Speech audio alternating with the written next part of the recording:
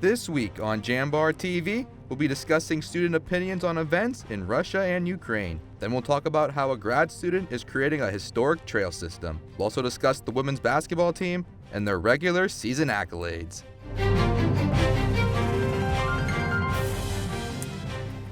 Hello and welcome into Jambar TV. I'm Chris Saritz with Angie Gopalakrishnan. We're covering some highlights out of accessibility services this week, and for many students, they aid in service and support animals. Reporter Henry Shore has more.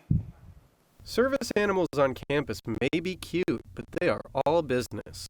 Gina McGranahan wants people to know the difference between service animals and emotional support animals, and to remember not to distract them when they are on duty. First off, a service dog performs a task for the person. So if the dog is on duty, which when they're on campus, 9 times out of 10 they are on duty, they are working. They're working dogs. They have a task to do for that person. They're trained to do a task. So if you go up to pet the service animal, or if you go try to play with it, feed it, do all those kinds of things, you're making that dog's not working. And so if the student needs the animal, if it alerts it for something or something of that nature, it might not do what it's supposed to do. Sally Frederick and her service dog Ripley navigate YSU daily, fending off attempts from other people to distract Ripley from her job. She offered some advice on how to behave around these dogs with jobs. Don't be like, oh, hey, puppy. You can always ask me if you can pet the dog. I mean, I might say no. As long as you're willing to take no as an answer, ask first. But the little, here, puppy, puppy, or, oh my God, you're so cute, actually distracts them. If you see a service animal on campus, please don't bother them. These pooches are on duty and should not be distracted. For Jambar TV, I'm Henry Shore. YSU's Accessibility Services Department offers way more than service animals on campus. They're specialized to help students with any disability, such as physical, medical, learning, hearing, visual, and psychological conditions. Certain services include handicap buttons and carts for those who need them. Facilities and Support Service Associate Vice President John Hayden explains how his department makes sure there are buttons where needed. I'd rather hear it from the person that has to use that door, not the person like me that's just pushing the button to test it. And so currently, I have a student that I've been working with for several years and rely very heavily upon his opinion. And a few years ago, we went around campus and he pointed out some spots that he thought were critical. And we put operators in. To contact YSU facilities about non-working handicap buttons, visit its website or call. YSU recently painted the rock the colors of the Ukrainian flag. The website globalgiving.org is painted on the front to promote different charities for students to donate funds. Jambar TV went out and asked students what they think about the current situation between Russia and Ukraine. Engineering freshman Mason McVicker told us his thoughts about current news. I think it's horrible because I don't see what Ukraine has done wrong recently or anything that has Russia to improve or advance into Ukraine to take it over. Early childhood education freshman Carly Hauser shares what she thinks should be done in this time. It's best if, like, all of us just try to come together as a country and just work together. The war in Ukraine began last week on February 24th. Last week, Youngstown State University hosted the STEM Expo at Stambaugh Stadium. STEM majors were able to meet with potential future employers, set up internships, and deal with co-ops. Wim Steelant, head of the YSU STEM department and the organizer of the expo, said he was excited for this year's expo. All about 80 companies, 8,200 companies here. So I think we're getting back where we're supposed to be. About 5 years ago, we had about 46 companies per semester, so it's looking good. Many of the company's ambassadors are former YSU students like Heather Rainwater. She graduated in 2004 with a chemical engineering degree and represented McWayne Ductile, Ohio. She explained what her company does. So we are a heavy manufacturer of ductile iron pipe. So we melt cast iron. Molten iron goes into our centrifugally cast machines, and we produce iron pipe for the waterworks industry. One student who attended was junior computer science major Jeremy DeMarco. To have a job where I can make an impact on the world in a positive way, provide for my family, and be happy. All right, thank you for the interview. One triumph he brought about this year was the acquisition of Stambaugh Stadium for the Expo's use. The day after, the Expo companies interviewed many aspiring students and decided to hire. Feeling negative effects of constant cloud cover? YSU's biofeedback and light therapy devices can help. The technology gives a new way for users to fight stress, anxiety, and seasonal depression.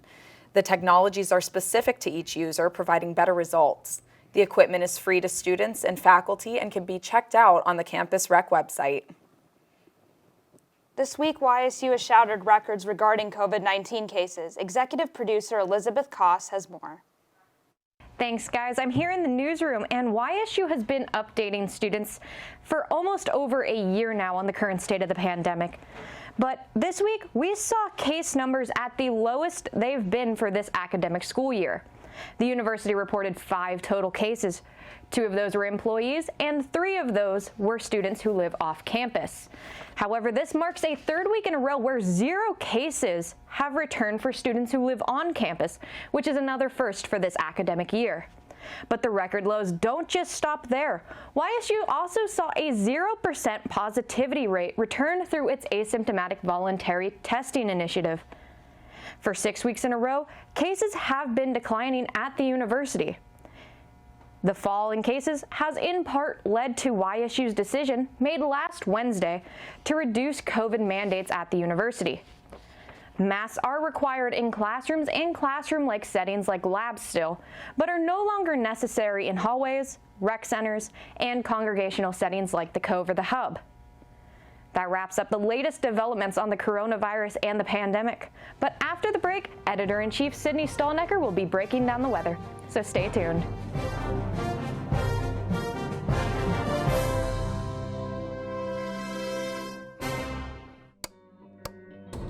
The communication department is much more than media or delivering a speech. The YSU Communication Department offers programs in telecommunication, journalism, and communication studies. We inspire creativity. We encourage each student's passion. We explore new and advanced technologies that connect the human race. The communication programs at YSU ensure that every student is prepared and experienced for the outside workforce, for life after YSU. Join the Jambar and find your voice when you tell the next big story. Become a host of Rookery Radio and gain hands-on experience, or get involved with TV productions like Light the Wick, Penguin Rundown, and Jambar TV. YSU's Communication Department is much more than a department, an education, or a degree. It's a home for passionate individuals, for students to find and pursue what they love. You're looking to your future, preparing for your goals, and they're closer than you think. Because here, success is part of the plan. It's a place where academic and social opportunities are meant to prepare you for life, not just the next 4 years. You'll be equipped to face new challenges and turn hard work into a career. You're ready for your success to take root. And here's where it starts. We are Youngstown State University, and proud. Growing up, I love figuring out how things work, putting things together. I love being able to come up with an idea, design it, just the whole process of creating things. I go to school here at Youngstown State, and my passion is 3D design. I chose YSU because all the equipment, the research being done here, it's like a playground for me. I'm Alex, and I'm Y and proud. Hello everyone, and welcome back to this week's weather. I'm Sydney Stallnecker. As you can see behind me, today is going to be really clear. Despite the need for a jacket in the early morning, you won't need to carry an umbrella or worry about the rain. Going into Friday night, it's still going to be cold, but there won't be any precipitation. As you can see, Saturday looks like it will remain clear all day, but by nightfall, the rain will fall too. This system will push its way down from the northeast and stick around into Sunday. On Sunday, we shouldn't see too much rain except the occasional scattered shower push through the valley. But by Sunday night, the rain will push its way back into Ohio, making some flooding on roads possible, so remember to pay attention to any high water signs, especially because Monday isn't going to be any clearer. Monday will also see a drop in temperature, so the rain may turn into some ice or snow. By Monday night into Tuesday morning, we will see snow flurries laying on the ground. Now let's take a look at my 4-day forecast. So as I said earlier, today is overall a really nice day. It's going to be fairly sunny and clear with a high of 42 and a low of 33 degrees. Saturday, things heat up finally. I think I can speak for everyone in the studio when I say we needed a break from the cold. We'll see a high of 63 and a low of 56. Sunday, things stay nice despite the rain, despite the possible rain. I will take a rainy warm day over a rainy cold day anytime. A high of 66 will drop later in the day to a low of 40 degrees. When we return to class on Monday, it won't be as warm, sadly, and the chance for rain sticks around for the day. The low is going to drop all the way down to 37 degrees. So that wraps up our weather segment this week, but stay tuned because Gabby has some of the latest information on student life.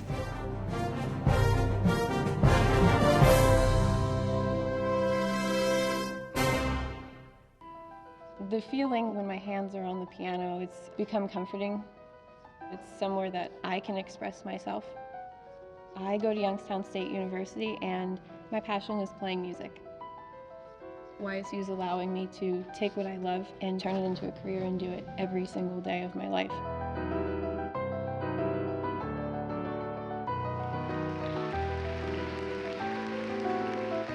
I'm Alyssa and I'm YN proud. Gabrielle Lawrence. Hiking, biking, and more are about to expand in the valley. Reporter Chris Gillette has more. Youngstown has an extensive local history which residents often do not know. While many historic trails exist in the region, none run through the Youngstown area. I spoke with a graduate student who is working to change that by creating a local trail system and online exhibit for anyone to use.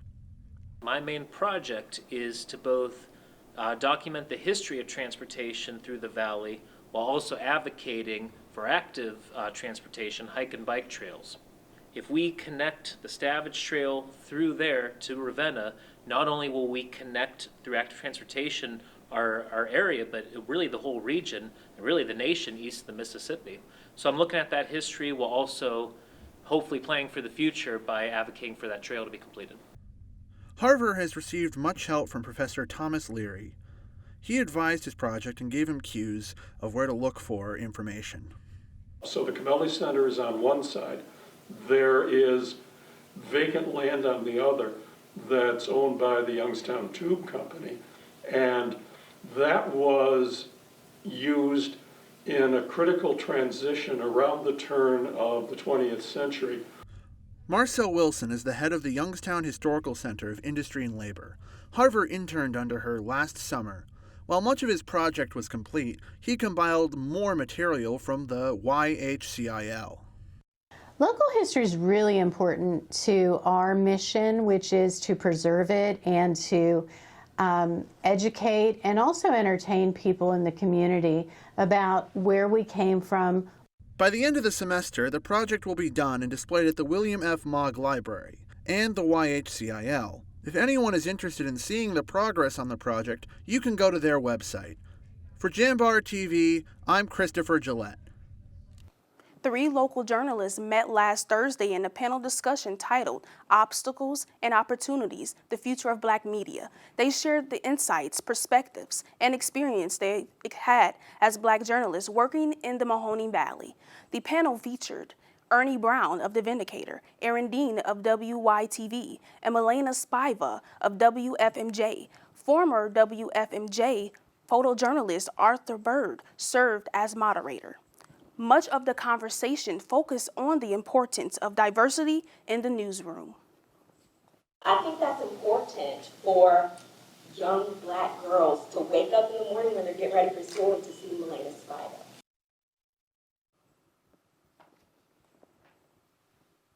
Ellen Tressel has been an active YSU community member for years. She grew up in Canfield and went to college at YSU, where she met Jim Tressel. In her free time, Tressel loves to swim and golf. She looks forward to being able to travel again. Tressel currently works as an community ambassador, and she participates in philanthropic work with local charities and organizations. I'm more or less a community ambassador. I work for him at the university. We do a lot of charity work and a lot of philanthropic endeavors, raise money for the university. Spring break is around the corner, and so is St. Patrick's Day. Henry Shore looked into some local bars and events. Bars and breweries in Youngstown, Ohio are gearing up for St. Patrick's Day festivities and expecting bigger crowds than they have in the past couple years. Around the corner at Noble Creature, they're planning on brewing a special beer for the occasion. Head brewer and co-owner Ira Gerhardt tells us what makes this beer so special. We do a lot of more traditional beers. This year is the first year we're doing a traditional dry Irish stout. So we're basing it off, one of the most popular ones out there, Guinness, of course. And we're really excited about it. Downtown, there will be even more festivities, including the Federal's Shamrock the Block and an open-air festival on Phelps Street with DJs, live music, and drink specials. Will Royal, the assistant general manager at West 34, tells us why he's so excited for folks to start coming back downtown. It should be fun, exciting, see a lot of new faces, bring a lot of people down here, have a good, give everyone a chance to experience something new downtown, especially with Phelps being what it is and being COVID happening and people not being able to enjoy open alcohol and things like that on Phelps Street. And for us to be able to give that to them, it's a big deal back to them. The celebrations will culminate in the 44th annual St. Patrick's Day Parade on Market Street on Sunday. However you decide to celebrate this holiday, we hope you do it responsibly.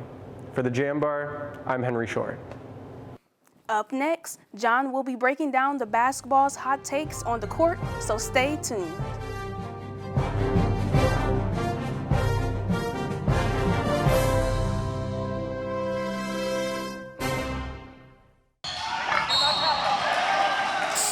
Hey kid, you want to try some exercise? Wait, what?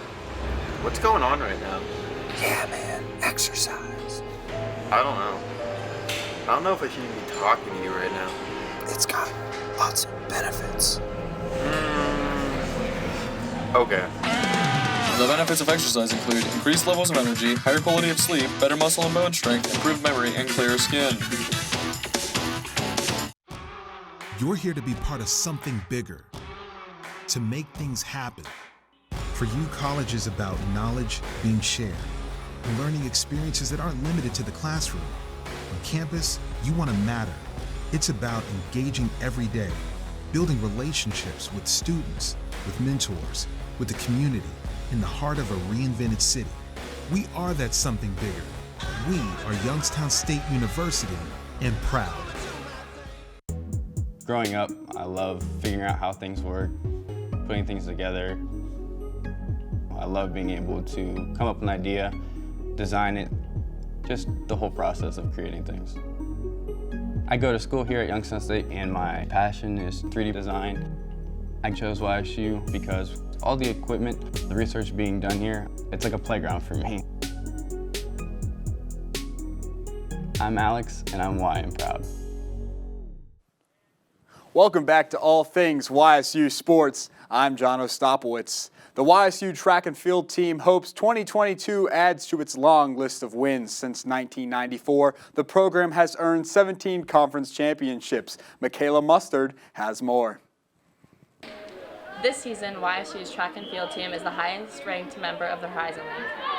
Although new to the team, fifth-year sprinter Anthony Woods is recognized all over the nation for his times. It's kind of new to me because I was hurt the last couple years, so just finally being able to show everybody what I can do is just great for them. Junior Alexis Prater finished fourth in the long jump at the outdoor championships last season. She hopes to do even better this year at conference. I think a huge thing that defines what we do is just the talent that the team has and the way that the coaches are able to make everyone better and just progress the talent and be really supportive. Sophomore standout Emily B is ranked 10th in the league in the high jump, 10th in the 60 hurdles, and 7th in the long jump. Before I came to YSU, athletics or track for me was very individual, so coming here and having a team surrounding me has just, for emotional support and performance support, has really helped me to be successful. The team's indoor season ended last month. The outdoor season kicks off March 18th. For Jambar TV, I'm Michaela Mustard. The track and field team had an historic showing at the Horizon League Indoor Track and Field Championships on Friday, February 26th, and on Saturday, the 27th. Day one featured highlights from graduate student Anthony Woods, who ran the men's 60-meter in a Horizon League Championship record time of 6.63 seconds. The men and women paced the competition during the day as the men finished with 81 points while the women scored 68. On day two, the men claimed their 7th straight league title with 211 points, while the women closed out the championship weekend with a Horizon League record for most points scored across the championship meet. The outdoor track and field season will begin March 18th. The Youngstown State University women's lacrosse team didn't have similar success as they dropped a 15-10 decision against Niagara University on Sunday, February 27th at Farmers National Field. After trailing 4-1, Youngstown State started to turn it around in the second half. However, it wasn't enough to get the win. Sophomore attacker Erin Clark had a dominant performance as she led the offense with 3 goals. Freshman attacker Natalie Calandra Ryan scored 2 goals because of her effort. She was named Mid-American Conference Lacrosse Offensive Player of the Week. I feel completely honored. It's obviously a really hard accomplishment to earn, especially with so many different players in the MAC League, but just being that next Penguin to bring it in, it just feels really good, and I can't wait to have more people bring that in too. Faced off against the University of Akron yesterday, March 3rd. For more information, check out ysusports.com. The women's basketball team is looking to continue its historic 2021-22 season as the Horizon League Basketball Championships begin this week. Assistant producer Kyle Wills has the regular season conclusion. The women's basketball team was able to claim itself as a Horizon League regular season champion for the first time in program history as it concluded its schedule with matchups against IUPUI and UIC. In a battle of the two best in the Horizon League, the women fell to IUPUI 68-45. Junior Jen Wendler led the team with 11 points, off 5 of 7 shooting from the bench. That would be one of the only bright spots as the offense struggled in the game, shooting only 31% from the field. Defensively, Youngstown State couldn't do much to stop the Jags as they shot over 48% from the floor. In the regular season finale, the women took on UIC, defeating the Flames 61-54. Senior Lily Ritz led the way for the Penguins with 23 points and 8 rebounds, while sophomore Malia Magestro and junior Paige Shy followed behind with 18 and 10 points. In the offensive turnaround, YSU shot over 45% overall, including a 16-for-20 performance from the free throw line. Horizon League honors were also released on Monday and recognized Ritz as All-Horizon League first team, senior Chelsea Olsen as second team, and junior Maddie Albaugh, along with Ritz, as All-Defensive team. Head coach John Barnes also took home this year's Horizon League Head Coach of the Year. Barnes thought his players' accolades were well-deserved after all the hard work they contributed. Really happy for Lily and Chelsea and Maddie. Maddie Albaugh, just has done so much defensively and hard work and behind the scenes. Sometimes if you don't have a bunch of numbers, you don't get, the recognition. The women earned a first-round bye and second seed in the Horizon League Women's Basketball Championship. Barnes said the outcome will come down to who can execute more after playing these teams multiple times during the regular season. We're focused on just doing a little detail work right now. We're not overdoing it by any means in terms of practicing. We've played all these teams at least twice, Robert Morris 3 times, so we have a good idea of what they're doing. The Penguins played in a quarterfinal game against Oakland University at the Beagley Center last night at 7 p.m. For stats and more, visit ysusports.com. I'm Kyle Wills, Jambar TV. The men's basketball team had a hard-fought battle this past week. Let's send it over to Kyle Wills, who's going to break it down for us.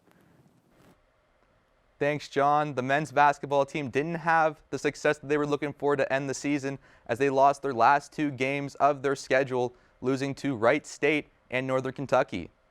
Starting off against Wright State, they would lose to the Raiders 84-71. Sophomore Shamar Rattan-Mays led the team in scoring with 20 points. Falling right behind him was senior Tevin Ollison, who finished with 19 points and also knocking down 4 3-pointers.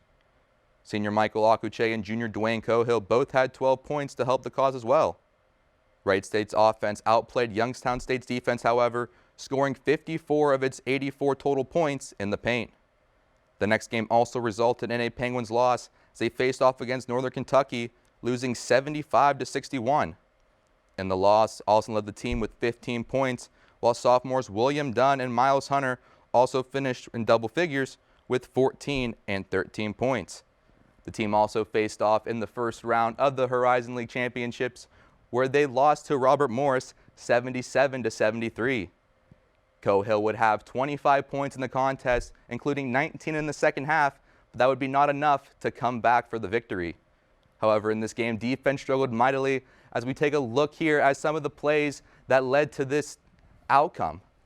Now, Robert Morris relied heavily on the pick and roll, as you can see here, creating space with the zone defense that this team was bringing, opening up the 3 ball for this team.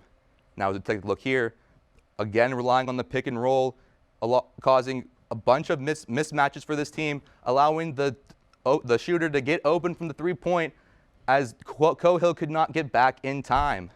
Now, as we go to the next play, once again, as we see here, again, utilizing the pick and roll, as we see here, the Robert Morris attacker getting to the hoop with ease. This would cause a lot of breakdown for this team as the defense would struggle mightily. Now that the team would lose this contest, but congratulations to the success that they had for this year. John, let's send it back to you. Thank you, Kyle. That's all for sports, but let's send it over to Sydney Stallnecker with your weather recap. All right, everyone. So the weather is a little rough this week, but the warm-up we've been waiting for is finally here. It'll be nearly 70 degrees on Sunday, but be sure to prepare for the rain that may hinder some outdoor activities. And that's all the time we have today here on Jambar TV. I'll see you next time. I'm John Ostapowitz.